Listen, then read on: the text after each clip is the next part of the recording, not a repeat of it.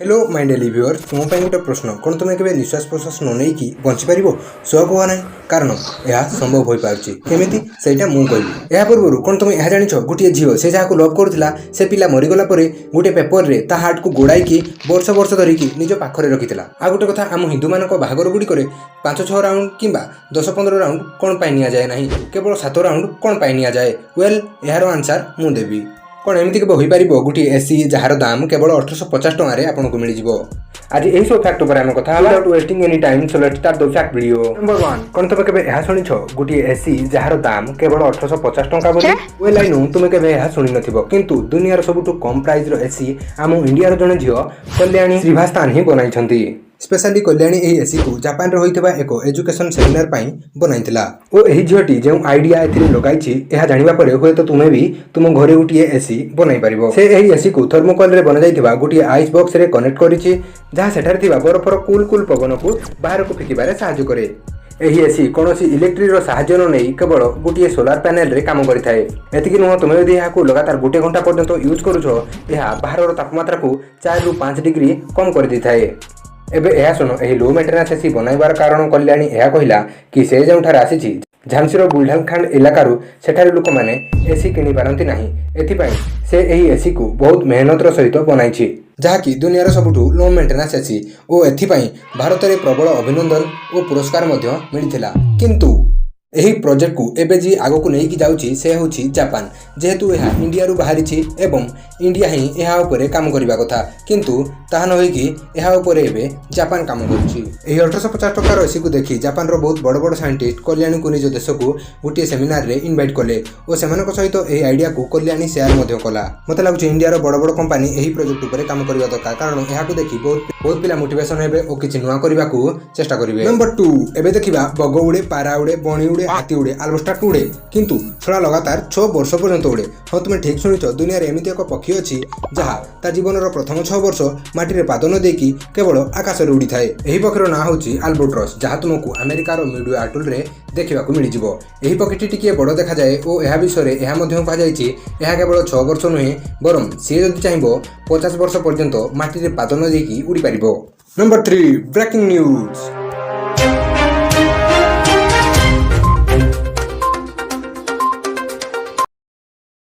कौन आपको निश्वास प्रश्वास नेबारे प्रॉब्लम होउछि कि कौन आपन फुसफुस पर्यंत पवन पहुंची पारुनि कि तो ठीक अच्छी टेंशन नियंतु नाही आसीगला साइंटिस्ट मानकर एही नुआ इंजेक्शन जहां नेबा परे तुम निश्वास प्रश्वास न नहीं कि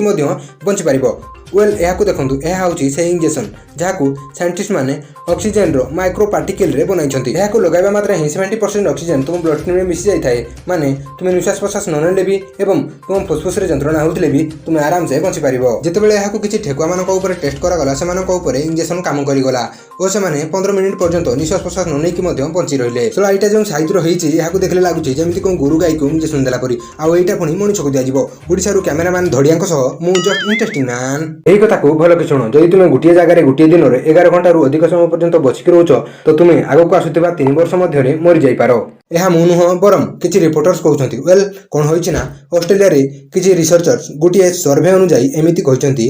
30 ରୁ 35 वर्ष बयस रे जे मानकर डेथ होइछि से माने अधिक समय कंप्यूटर सामने रे बसिकी केवल लैपटॉप को करुथिले जे माने कोनोसी एक्सीडेंट कि अलग रोग कारण रो मरुथिले से मानकर बाथ रेट कम थिला किंतु जे माने अधिक समय कंप्यूटर एवं लैपटॉप सहित बितेइथिले से मानकर बाथ रेट अधिक थिला कारण जो माने अधिक समय बसिकी रहंती से मानकर बॉडी फैट और मसल्स को भी रिलैक्सेशन मिल पारि न थाए जोंथि पय डाइजेशन प्रॉपर होई पारे नाही सेथि पय केतेक रोग हेबार चांसेस बढ़ी जाय थाए ओ आजिकाली बैक पेन गुटिए नॉर्मल कथा ओ एथि पय अधिक समय बचिबा को चाहुथिले किछि एमिति करंतु जड़े 47 वर्ष युवक सहित गोटे 40 वर्षर भूल कैंसर पेसेंट होगा पड़ता यह महाशयकर किसी वर्ष धरिकी लंग कैंसर को ठीक करने चेष्टा करा किंतु यह ठीक हबार बिल्कुल भी ना धरु ना एवं ऑपरेशन करके जितेबाला से ट्यूमर को बाहर कर दिगला यह देखला डॉक्टर चमकी गले कहीं ट्यूमर नाला गोटे छोट खेलना था किंतु एबे टिके भाबो यह भीतर को केमिति गला वेल से जतेबेले 7 वर्षर होइथिले तांकर 7th बर्थडे रे तांकु किए जने ट्रैफिक टॉयज गिफ्ट करथिला ओ गुटे दिन से खेलु खेलु यहा को नाकरे पुराई भीतर को नि जाइथिले ओ एही छोट भूल को से जानि पारि नथिले जोंथि पई तांकु बहुत वर्ष पर्यंत पस्तेबा को पड़िथिला ओ एबे यहा को बाहर कर सारला परे से केवल ओनली हैप्पी तो एबे तुम मते गोटे क्वेश्चन रो आंसर दियो आम हिंदू बागर गुड़िक केवल सात घेरा कौन पाई नियंती याठारु अधिक कौन पाई नुह किंबा याठारु कम कौन पाई नुह। सात जन्म साथी रहा ना स्वर्गर सातटा सीढ़ी अच्छी से एक्चुअली तुम सह कह यह पछरे गोटे मैथमेटिक्स 1 ରୁ 9 पर्यंत 7 एमती गोटे नंबर जहाँकि 360 सह डिवाइड हो न थाए और नुआ नुआ विवाह करने कपल्स मान भितर कौन जिन बांटिया मना कर और दी जन सब सुख दुखर साथी हो रहा पछरे गोटे लॉजिक थिला माने पूर्वर मैथमेटिक्स रही और से आमको लॉजिक भी मिलगला और जो हिंदू बाहागर गुड़िक केवल सात घेरा ही नि जाए। जापान रे छोट पिलांकर डायपर अपेक्षा बड़ लोककर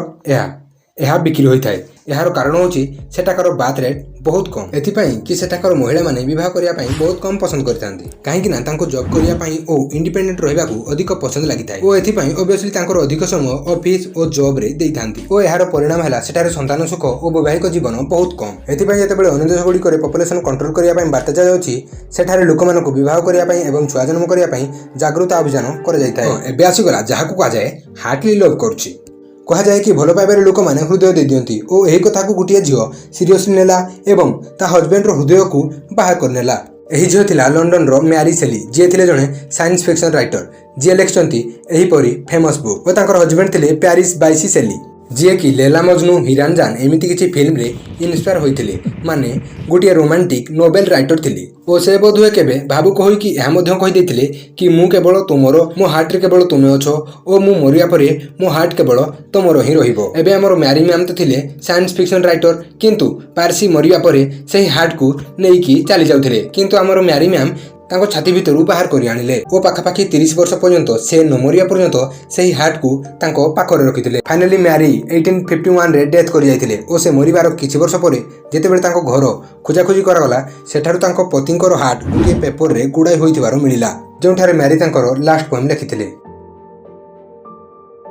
एक्चुअली सतरे यह थिला गोटे रियल लव स्टोरी। तो यह थिला आज फैक्ट ए सब को कलेक्ट करिया पई मते किछि भी कष्ट होई नाही। तो वीडियो भल लागिले वीडियो को लाइक करिया सहित चैनल को सब्सक्राइब कर दियंतु।